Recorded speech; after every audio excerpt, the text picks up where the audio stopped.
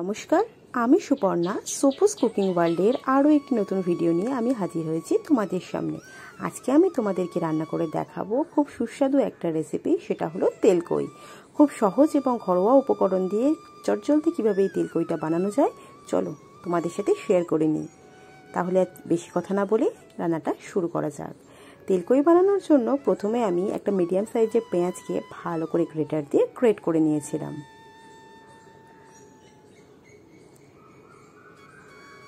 দেখো আমার সম্পূর্ণ পেঁয়াজটা গ্রেট করা হয়ে গেছে।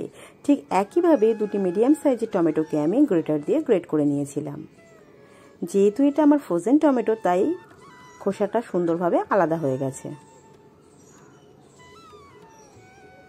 দেখো আমার টমেটো গ্রেট করা হয়ে গেছে, এবার আমি এটাকে তুলে রাখি।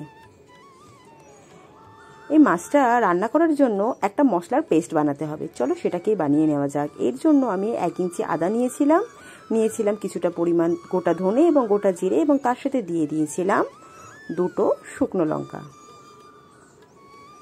এরপর ভালো করে জল দিয়ে মিহি করে একটা পেস্ট তৈরি করে নিয়েছিলাম। আমি এটাকে শিলনোড়ায় বেটে নিয়েছিলাম, তোমরা যদি চাও এটা অবশ্যই মিক্সিতে বেটে নিও। শিলে মশলা পেশাই করলেই সেই রান্নার স্বাদ নাকি বহুগুণে বেড়ে যায়, সেটা ঠাকুমা দিদাদের থেকে শুনেছি। তাই আজকে শিলেই মশলা বাটলাম। চলো আমাদের মশলা শেষ হয়ে গেছে, এবার আমি মশলাটাকে তুলে রাখি। এরপর একটা থালার মধ্যে নিয়েছিলাম আমি কই মাছগুলোকে ভালো করে কেটে ধুয়ে মাঝখানটাকে চিড়ে নিয়েছিলাম, যাতে কই মাছগুলো ভাজার সময় পেকে না যায়। এরপর এর মধ্যে দিয়ে দিয়েছিলাম নুন এবং কিছুটা পরিমাণ হলুদ। তারপর ভালো করে নুনটাকে মাছের মধ্যে মাখিয়ে নিতে হবে। এই যে মাছগুলো তোমরা দেখতে পাচ্ছ, এই মাছগুলো কিন্তু বাবা রেমাঞ্চরের মধ্যে মাঠ থেকে ধরে এনেছিল, সেগুলো থেকেই আজকে তোমাদেরকে রেসিপি বানিয়ে দেখাচ্ছি। প্রত্যেকটা মাছ যেমন বড় তেমনি প্রত্যেকটা মাছের মধ্যে ডিমে ভরা। দেখো কত সুন্দর মাছগুলোর মধ্যে ডিম। এরপর আমি একটা কড়াই বসিয়ে দিলাম, তার মধ্যে দিয়ে দিলাম বেশ কিছুটা পরিমাণ সর্ষের তেল। রান্নাটা কিন্তু অবশ্যই সর্ষের তেলে করতে হবে। দেখো আমার তেলটা এখন সুন্দরভাবে গরম হয়ে এসেছে, আমি এর মধ্যে একে একে করে মাছগুলোকে দিয়ে দেব।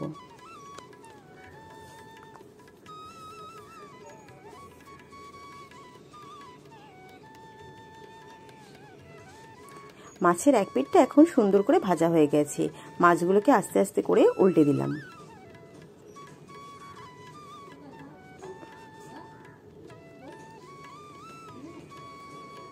এইভাবে উল্টে পাল্টে মাছগুলোকে ভেজে নিতে হবে। কই মাছ বেশি ভাজার দরকার নেই। দেখো আমার মাছগুলো ভাজা হয়ে গেছে, আমি এবার মাছগুলোকে তুলে রাখছি। এবার ওই একই তেলের মধ্যে কিছুটা তেল দিয়ে আমি দিয়ে দিলাম কিছুটা কালো জিরে আর শুকনো লঙ্কা ফোড়ন। সে দুটো যখন একটু ভাজা ভাজা হয়ে এসছে, ওর মধ্যে দিয়ে দিলাম আগে থেকে বেটে রাখা পেঁয়াজটা। এবার নাড়াচাড়া করে একটু ভেজে নিতে হবে। তারপর আমি দিয়ে দিলাম টমেটো বাটাটা দিয়েও ভালো করে নাড়াচাড়া করে নিতে হবে। টমেটোটা যখন ভালো করে ভাজা হয়ে যাবে, এর মধ্যে দিয়ে দিতে হবে আগে থেকে বেটে রাখা মশলাটা দিয়ে ভালো করে নাড়াচাড়া করে ভেজে নিতে হবে যতক্ষণ না পর্যন্ত মশলা থেকে কাঁচা গন্ধটা চলে যায়।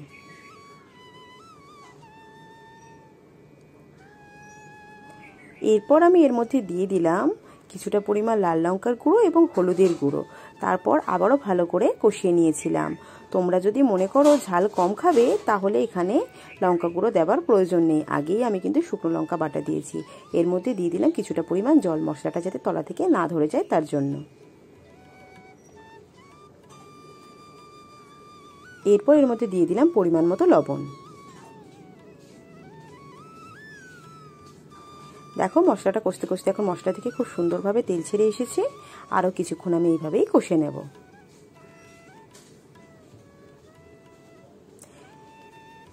এবার আমি এর মধ্যে দিয়ে দেব পরিমাণ মতো জল। যেহেতু এটা মাখা রান্না হবে তাই এখানে বেশি পরিমাণ জল ব্যবহার করার একেবারেই প্রয়োজন নেই।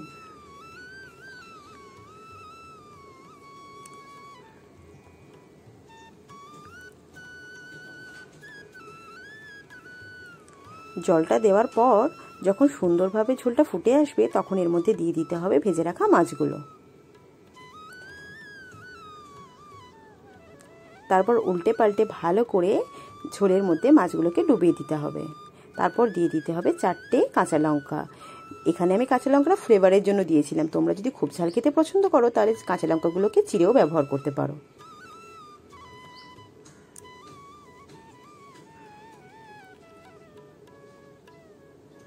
এইভাবে মিনিট 5 ফোটার পর যখন দেখবে ঝোলটা একটু মাখা মাখা হয়ে এসেছে, তখনই এই রান্নাটা আমাদের প্রায় 90% হয়ে এসেছে। এরপর আরেকটু কাজ বাকি রইল। এরপর উপর থেকে আমি দিয়ে দেব বেশ খানিকটা সর্ষের তেল। যেহেতু এটা তেল কই রেসিপি, তাই এখানে একটু তেলটা বেশি করে ব্যবহার করতে হবে। সবশেষে এর ওপর থেকে কাঁচা সর্ষের তেল ছড়িয়ে দিলে সর্ষের তেলের গন্ধটাও বেশ সুন্দর থেকে যায়।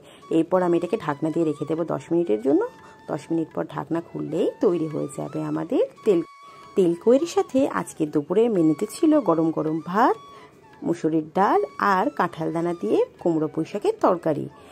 এই ছিল আজকে আমার রেসিপি। যদি তোমাদের আমার রেসিপিটি ভালো লেগে থাকে তাহলে অবশ্যই লাইক, কমেন্ট এবং শেয়ার করে দিও।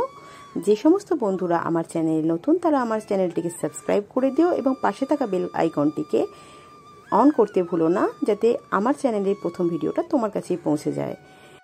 আর যে সমস্ত বন্ধুরা ফেসবুক পেজ থেকে আমার ভিডিওটি দেখছো, তাদের আমার পেজটাকে ফলো করে দেওয়ার অনুরোধ রইল। আজকের ভিডিও তাহলে এখানেই শেষ করলাম। খুব তাড়াতাড়ি তোমাদের সাথে আমার দেখা হবে পরবর্তী ভিডিওতে। টাটা।